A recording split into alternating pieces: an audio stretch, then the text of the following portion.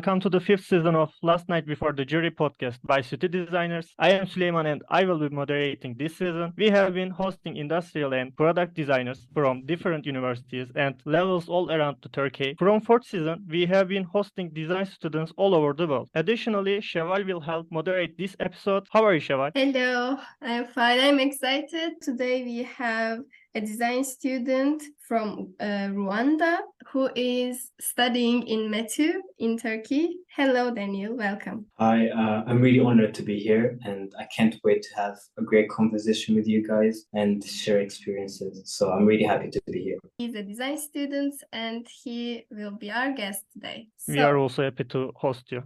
Yeah, thank you for accepting our request. So, Süleyman, you can just dive in. Okay, let's start by getting to know you. Yes. Who is Daniel Dillon? Okay, cool. As I said before, my name's are Daniel Dillon and I'm a student here in Turkey.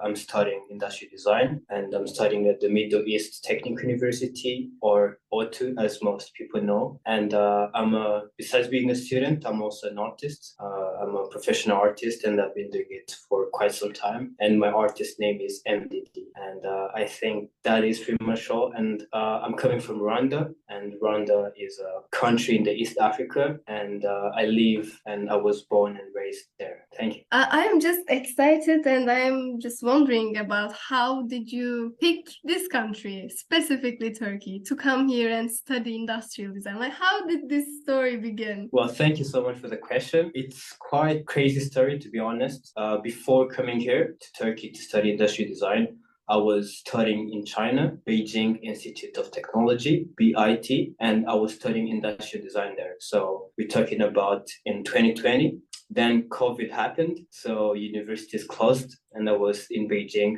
studying there. And we had to leave the city to go back to Rwanda. And I didn't want to sit down in my home doing nothing. So I quickly applied to so many universities. And by luck, I was accepted at ODTÜ. That's how I just found myself in Turkey studying design here. Great. I was expecting such a story because COVID is such a milestone. How this community started, it's because of COVID. So, and how did you come here because of COVID? And these consequences are so cute to have you here now. I want to say that we can imagine the difficulty of being new in another country. And I think most of us Turkish guys hosting foreign students design in Turkey, we are enjoying for that. So what are your opinions? Also, you saw the other Chinese guys, other countries. What do you think? Well, thank you so much for the interesting question. I would say as a person or as a student I've heard opportunities to be in different places around the world, and coming to Turkey was a different space for me. It was culturally a new space. I mean, region wise, it was a new space. My first time in the Middle East too. So I would say in the beginning it's pretty tough because I don't know the language. And most people here speak Turkish, and it was really hard for me to get to know how Turkish people work, how things work here. But as long as you're quick with the process and you know how it works here, then it becomes really easy for you, and you integrate yourself in the communities easily. So at the beginning it's pretty rough and it's understandable. You can just dive in glacier easily, but with time, as you just get to know the people, the culture, what it takes to be, not what it takes, how to talk to people, approach people. I feel with time it's been easier and easier, and I'm loving it here. It's great, what actually. about education though? Do you feel it is adequate, or is it enough, or is it great? Is it good? How is the education, especially design education in here, when you compare it to China, for example? Well, interesting question. I've been talking this subject with some of my friends at the faculty. Well, these are literally two different ways of teaching, especially when we come to design. Well, I can say coming from China, it's a pretty intense environment. People working day and night, they're really hardworking people, really, really hardworking. Then coming to here, people are still hardworking, but not at the level at which China is. So coming here, I was a little bit relaxed, I guess. And I was like, it was easy for me to integrate myself in the community and like learn design in a more efficient way because I'm not stressed. I don't have pressure on me. So I have time to learn and like evolve. So I would say the biggest difference is the speed and at which people are learning and also how much they're learning. I would say China is like really fast and like you're learning so many things. You don't have time to digest it. Whereas here in Turkey, you have time to digest what you're learning and it's not that fast. So you can easily like digest it and like put it in your practice, I guess. Actually, ODTÜ is one of the most difficult one in Turkey. And coming from like ODTÜ and saying that it is okay to digest what you learn, and it's like I am surprised to hear that. Yeah, I would say, yeah, it's understandable. I guess this is just a personal view. I don't know what other students or other people who studied at ODTÜ would say, but I feel like comparing it to where I was from, we like, as I said before, it's BIT, Beijing Institute of Technology, and it's one of the best universities in China, actually, ranking highest in product design too. So both universities are the best, but like the speed varies and like the rate at which people are learning stuff varies too. Back in China, was it like more engineering or more designing? I would say it was, I didn't really get a chance to dive into design because I had like what Turkish people call hazırlık. I had like a preparation. Hazırlık. Yeah. Yeah, where I was learning Chinese. So I studied design there just for a few months, but it was more of like design because they're really they're separating engineering from design. And also design is separate, where we have the UX UI department and where we have the product design department. Whereas comparing it to like other universities around Turkey, I feel like they mix it, they don't separate it. But there it was two separate. So you had a choice to go fully into UX UI or just choose product design. Okay, interesting. You said that you are an also artist and you are known as MDD. Firstly, I'm wondering, what does MDD stand for? I have an idea, but maybe you wanna say. Yeah, actually, many people just like assume stuff, but it's really simple. MDD are my Yeah. initials. Mucho, Daniel, Yeah.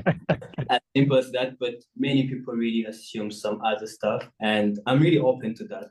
I just want Yeah. people to have fun with it, create other meanings they want. But MDD stands for Mucho, Daniel, my initials. When we were like talking about the questions we will ask you, we said that, oh my God, this question is great. Let's hear what MD stands for. We didn't know your full name, so it was so funny to hear your name at the first. And then, oh yeah, MDD is just his name. Yeah. How did you become interested in this art? Can you identify your art? Because it's different, I guess. Can you tell us about your art first, and then how did you start growing interest about it? Well, as you say, it's hard to define my art, but I would say I just use art as a way to express myself. So I can use different mediums, but currently I'm using mixed media where I do collage and like I just layer it with different other mediums, painting, acrylic, watercolor. But the main medium is collage that I'm experimenting now, but I've experimented with like so many other mediums. I've done digital art, I've done animation, I've done sculptures, I've done live installations, I've done hyperrealistic drawings with like pencils. So I would say I've tried everything and I'm not really like focusing on one exact medium for now. I'm just like exploring and having fun with it. Whatever medium is easier for me to express myself, then I go with that. But for now, I'm just having fun time with like collage and mixed media. And getting back to your first question of how I got into art, well, as all the other kids, I used to draw like in primary school. I just kept drawing and I kept like having more interest in drawing cartoons, characters. I remember in elementary school, I used to draw a lot. There's this anime in French called Dragon Ball. So we used to like draw that a lot in elementary school. Then from there to high school, I did have a short class called art. And there like my interest really went high, where I used to like skip my math classes and just go to the art room to do art. So I really had a good art teacher. Then I really gained interest there. And actually, I thought I was going to go into an art school, but it didn't happen. So from there, I just kept doing art, and I didn't really take a formal art education. Instead, I'm just like exploring and like trying different stuff. So I would say I'm a self-taught artist. Wow, yeah. This issue is very important, I think, because we sometimes cannot differentiate art and design. As an artist, and as a design student, how do you differentiate it? Well, what a question. As you say, it's really hard to differentiate. But for me, first, I think like years ago, design was art. It started from art, then it just shifted into design. So the big difference, I would say, art is more of like expressing yourself, right? Just doing whatever you want, just putting like stuff, showing your emotions through anything. Whereas design, you are solving a certain problem. Yes. You're focusing on some specific people, and you're like designing products for them, solving their problems. So the main difference is problem solving. I feel like art, yes, art can solve problems, but it's not centered to solving problems. It can be anything. You can self-express yourself. You can just do art for certain people, but design is centered around problem solving. So I guess to me personally, that's how I would differentiate art to design. Yeah, I think it's very basic and it's very fundamental thing is to solve a problem. Just a humble problem. Yeah. I wanna say that I stalked you a little bit, and I saw your Instagram account. One of the things that caught my attention on your social media account was that you use both digital and manual production techniques. On what basis do you decide on the production technique, and how does this process proceed? Well, I would say, me personally, it depends on how I'm feeling. For the past few months, years, I've been experimenting with analog or like physical collage because I feel like we as humans are losing the sense of touch. We're becoming more virtual and digital. So I just thought, let me just go back the old ways and just try analog and like physical stuff. Let me touch the paper. Let me feel the paper. And through that, I found that it's more relaxing because if I'm making a collage in Photoshop, I mean, I'm like exposing myself to the screen time for hours and hours. But if I'm doing a collage using papers, I'm just like, it's just natural. I'm like I'm using my hands, I'm moving, I'm painting. So I don't really say that, oh, this art piece has to be digital or analog. It's more of like how I'm feeling and how I want it to be. If it's a quick thing, then it's digital. I just have my iPad, I make a quick sketch, put images together. But if it's analog, it needs more planning. And I would say for this past few years, I'm really liking analog because I feel like it adds more human touch and like more human feelings to the art piece. That's cool. I saw your some jobs and I loved. Thank you. Also I am in Ankara. Maybe one day I will come to your exhibitions if I Feel free, catch. yeah, feel free Yeah. to text me. You can visit my studio. I'm really open to that. Oh, thank you. Welcome. I was wondering, why do you do art in basic way? Like, what do you wanna convert? Which ideas do you wanna express? Or what do you want to make people feel or do? What is the fundamental thing that drives you to do art? What a question. That is a hard one. Me personally, I would say it shifts, it changes through time, right? The motivation that I had 5 years ago making art is totally different from the one I have now. So I would just feel free, like it's better for me to speak the present. I would say the art I'm doing now is I'm working on a series called Quiet Screams, and it's an ongoing series. And it's a series that depicts or that shows the feelings that most people are hiding. That feeling of being lost, that feeling of like self-doubt, self-hate, like am I good enough, like just the normal day-to-day feelings, like day-to-day struggles, love, pet loss, just the normal simple things people tend to like hide, and like they're just saying, oh, I'm okay, I'm fine, but behind that there's so many thoughts, so many stuff. So I'm just like playing around with those emotions through art, and I'm just making art that I want people to relate to. Like you see that piece, you say, oh, I really feel like that piece. I feel like he did that piece for me. So for now, that's what I'm like playing around with and like expressing myself with. Does this also help you to understand your emotional status? Yeah, 100%. Because these pieces are not about other people. These pieces are about me and how I'm feeling. But besides that, I know the feelings I'm feeling, or like whatever I'm portraying, I'm not the only one feeling it. Some other people are feeling it too. So I would say, yeah, it helps me like put out these emotions, but also it helps me like share stories of my close friends that they don't want to share. Because most of my pieces are not only about me, there's some clues about my friends or like someone I had a conversation with, something like that. Yeah, it's always about you because you are the artist and your life is just reflecting on your work. Yeah, exactly. Whether you want it or not. Yeah. You talked about your exhibitions, Quiet Screams, and also I saw another exhibition, African Aurora. Your pieces were also included. Can you talk about the importance of these exhibitions for you? Also, I have to add that African Aurora exhibitions, when I saw that your pieces, like I'm here. Yeah.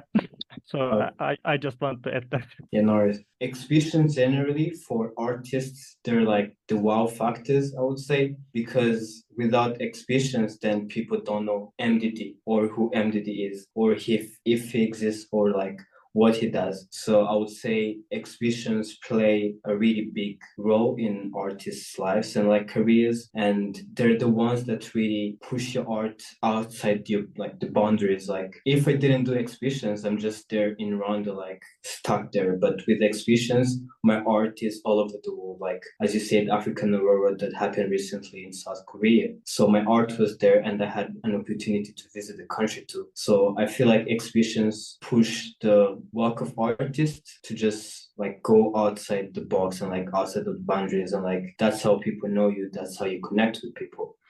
And talking about Quiet Screams is a series, but also it was an exhibition, and it was my first solo exhibition. So by solo exhibition, I mean only my work is there, and I'm the center like of attention, I would say. And I'm happy that my first solo happened in Turkey. Moreover, in ODTÜ, my school, in the library hall. So it was a good experience. I really got to connect with so many people, and I got to see people really appreciating art. And my main goal with the exhibition was to create a space where people feel like they're not alone. And I would say that was achieved because many people reached out after the exhibition, and they were like, we really loved your work and we really related to it. And I was really, really happy. You said that your exhibition exhibited in Turkey, right? Yeah, my first solo was this year. Solo exhibition. By solo exhibition, it means like you're the only artist. Like the whole concept is yours. It was in Turkey last summer, and it happened in ODTÜ in the library. In the lab hall, yeah, and that was the Quiet Screams, and it was my first solo ever as an artist. So Turkey holds a big space in my heart and in my art too. When I saw the post, I saw and I said, is it right now or other dates? And I saw that it's on the May, so I feel so I can't. It happened in May. And talking about African Aurora, African Aurora was an exhibition created by Natasha Muzamasenga, and she's a Rwandan curator and artist. So African Aurora was an exhibition about Rwanda and Rwandan artists. So we were like 8 artists there, and we represented Rwanda as a country, and we represented the art in Rwanda, in Korea, and it was an incredible experience because it's a new space, new people, new culture, and being able to be chosen among the Rwandan artists to go represent Rwanda outside the country was a big honor, and I really learned a lot because most people who went with are like big artists and like they've been doing art for years and years, and I'm just diving into the art world. So I was just like a kid among them, and I was like trying to learn everything. So it was a good experience for me. So you visited South Korea for this reason, right? Yeah, I went there for like 2 weeks just for art. Like crazy. Actually, as an international person, so you've been to China, you are from Rwanda, you've been to Korea. So I would like to ask a little question here about how do you see the perspective for design and art across these cultures? How does people react to design or art in those cultures? Well, first of all, I would say Rwanda, South Korea, Turkey, China, Spain, France, these are different countries, right? Yeah. And with different countries come different cultures. And with different cultures come different problems. So the problems that Rwandans are facing right now, let's say young people in Rwanda, they're totally different as the problems Turkish young people are facing, or like Korean young people are facing, or like French people, or like British people. So that's where art and design comes in. And that's how art and design differs.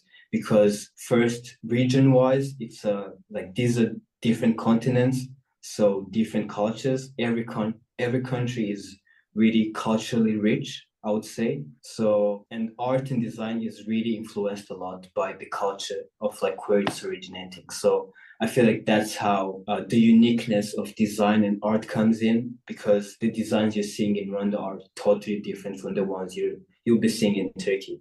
And that's what makes design and art interesting, because I'm sitting here in Turkey in Ankara using, let's say, a cup or a mug designed in a really different way than a cup or mug I'll be holding sitting home to Rwanda. And it's really interesting. Yeah. So I have a question. Did you listen our other episode last summer? Well, nice question. I didn't get a chance to listen to the past podcasts or episodes, yeah. but I did get a chance to research about, correct me if I'm like pronouncing it wrong, but it's two designers, right? Yeah. Yeah, I did get a chance to search and learn about what two designers is doing. And when I got a message from one of your members asking me if I would love to join the podcast, I was really happy, because it literally aligns with what I want, or like what I'm longing for as a designer and as an artist. Because you guys are providing a platform for different people to express themselves, but also share what they have as knowledge, or like what they're learning. And you guys are doing it like globally, Turkey, outside Turkey. So when I received the message, I was really happy, because I'm like, these people are doing what exactly needs to be done. Because if I'm here, like sharing information with you guys right now, you never know who is listening to the episode. This might be like the spark in someone's life to pursue design or art. Yeah. So I feel like just these small communities sharing information, making friends, and like just working together is what like just blows up and becomes something really big and changes someone's life. So I didn't get a chance to listen to the past podcast, but I did get a chance to research about studio designers and what they're doing, and I really loved it. So my question actually is that we had an episode. One of the guests is Italian, and her parents thinks about the industrial design education. I guess they are saying you should be a doctor, don't be a designer. How is that in Rwanda? Such a good question. I would say Rwanda is still a developing country. It's a really rapid developing country.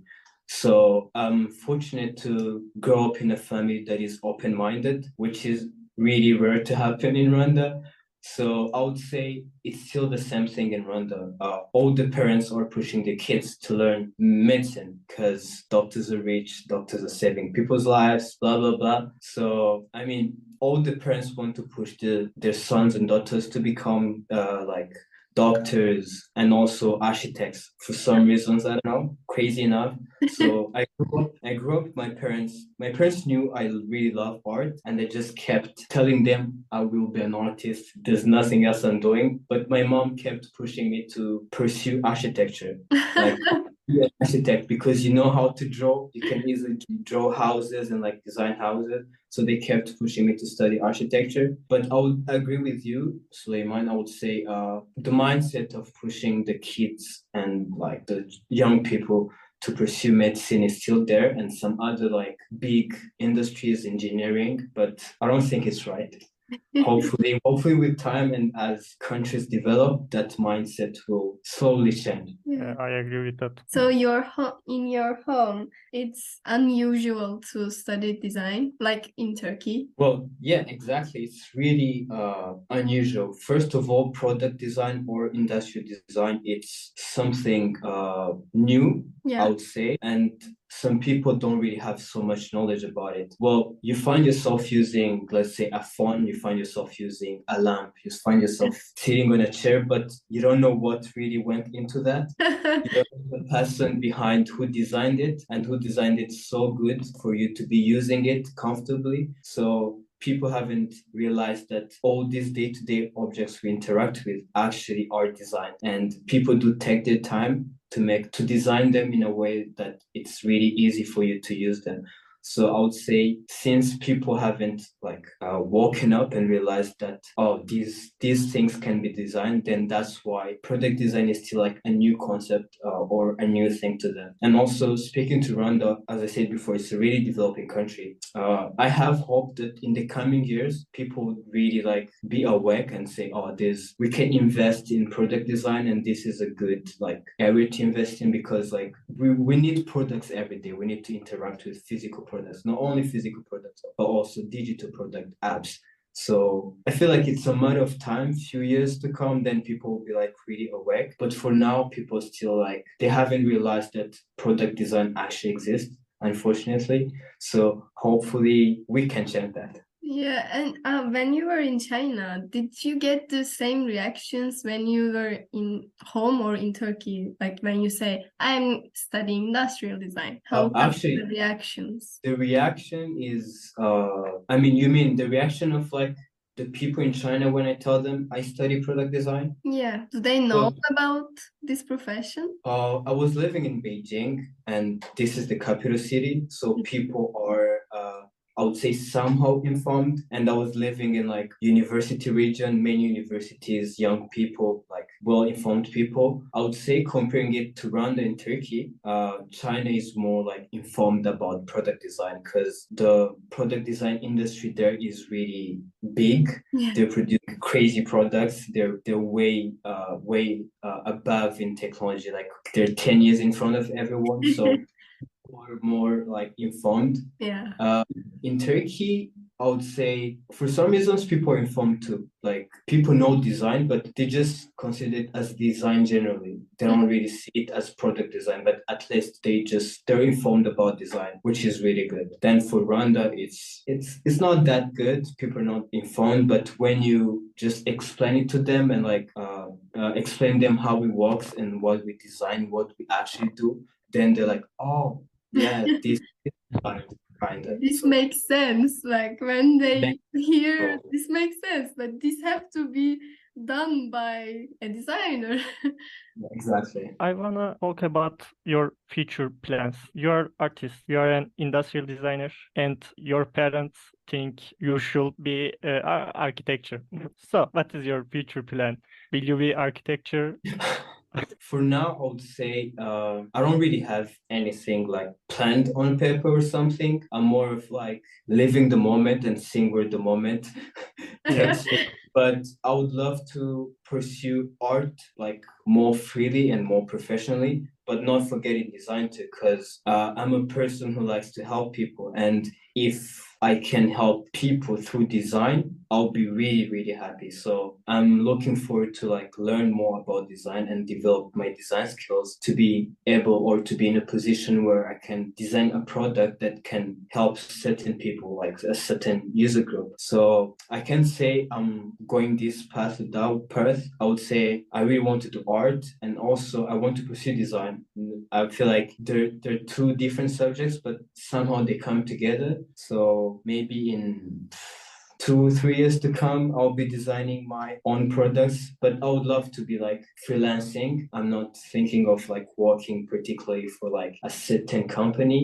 I'm more of like freelancing, trying my own stuff, and like hopefully it goes well. So, but I'm not planning to be an architect. I think that's a great plan. How do you feed yourself as a design student and as an artist? Like, you say that they are sometimes coming together, but when you are really designing a product for your university, how do you approach to the problem as an artist? Oh, well, I would say feeding myself. We're all using social media, so I feel like that's one of the crazy ways we feed ourselves. And sometimes we feed ourselves really good stuff and sometimes really bad stuff. So I tend to personally separate. So I do have an art account. I do have like a design account and like a personal account where I do save up some interesting stuff or save up some inspirations that are going to lead me in a certain project I'm doing. So that is first the way I feed myself through saving up. In not only like Insta, Twitter, Pinterest, there's so many ways to feed myself. And unfortunately, I'm not a big reader, so I don't read books that much, but I would say I do consume a lot of images and pictures, so many of them, and I save them. So I have collections of like so many pictures I do collect to feed myself. But not only that, I would say I feel myself through just observing people, their like ways of how they do tasks, and like not only people, observing nature, like just taking time to just go off social media and like just look around yourself and try to analyze what's around you, the people around you, and also through conversations, because you never know. Through conversations, that's where the ideas come up to. So feeding myself, I would say social media, collecting so many stuff, images, and also physical objects. I collect a lot of stuff, and through conversations and like observation. Yeah, great. Last question. Do you have any plans for second solo exhibitions on METU? And do you have any dates for the exhibition? Interesting. Well, I do want to do another solo exhibition, and for now it's not yet planned, but I feel like it's still around the Quiet Scream series. So not that confirmed, but I feel like there's something really big coming up. Wow. And it's a concept. I'm just like giving so much info here. It's a concept I've been working on for a while, where I'm trying to merge design and art. So I will be having art pieces, but I'll be having products too. Products people can use inspired by the art, kinda. And besides that, I'll be releasing that big project with a short movie, and I'll be releasing music too. So I do. Wow. It's like one big thing that has art, design, music, and videography and films and stuff. So it's a big concept I'm working on, and hopefully it will go out not very soon, but one day it's coming out. We will Okay, I'm love to excited. visit. Yeah, and also besides that, I do have some other coming up exhibitions. This December, I have an exhibition in Senegal, and looking forward for it. Hopefully, I can go there if all goes well. And we do have a design market coming up too. 10th December in Ankara. So yeah, there's so many things coming up. Great. Okay, great. Before we end our podcast, what advice would you give to our listeners? Yeah, I don't feel like I'm in a position to give advice to anybody because just think like you have some experience, maybe less, maybe more, but some guys do arts, some guys do wanna be artist, and you have an experience, so maybe they can start with your experience. Well, one thing I would say that I find common, and it's a little bit disturbing, people are hiding. People are just like there's a blindfold and they're hiding behind it. So I would advise people to be free, be open-minded, explore, and you can make mistakes. I also make mistakes. Nobody's perfect. So just make mistakes, learn from them, and like put your work out there. Like it costs nothing to open up an Insta account and post your sketches, your art, your design stuff. I mean, you can even put it anonymously. Nobody will laugh at you. But the more you post, the more your audience grows, and the more your stuff are known, the more you learn. So I would just tell people, stop hiding, just put yourself out there, and like you never know what's coming for you. Like a few years ago, in 2019, that's when I started. Like that's when I first post my Instagram post, and somebody pushed me. Like a friend of mine said, please post this sketch. I was really afraid, but I posted it. Then fast forward to 2023, I feel honored to be having exhibitions all over the world. So it started from a simple sketch, posting it, then here I am. So I would say just put your work out there. Like feel free, don't be shy, don't be scared. Like if you post, you're losing literally nothing. And it's a simple risk, but such a small risk can lead up to something really big. So that's my advice, I would say. Great, thank you. I was very happy to host you, and I hope we were able to host you well. Thank you very much for sharing your valuable experience and participating. Our guest today was Daniel Dylan. Good day, good evening, good night to everyone listening to us. Thank you. Goodbye. Thank you so much for hosting me. I had really good time. Thank you.